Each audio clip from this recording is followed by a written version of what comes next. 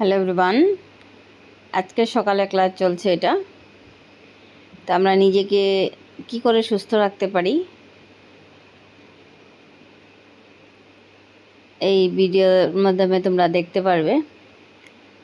সর্বপ্রথম আমরা প্রাণায়াম করি, ওমকার উচ্চারণ করি, তারপরে প্রাণায়াম করি, তারপর হাতে পায়ের এক্সারসাইজ করি।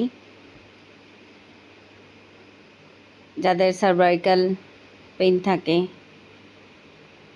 স্পন্ডালাইসিস থাকে, হাত ঝিনঝিনি করে,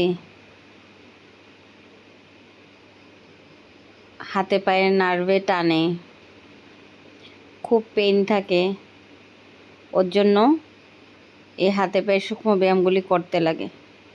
সাইড বেন্ডিংগুলি করা হচ্ছে সাইডের মেদ কমার জন্য।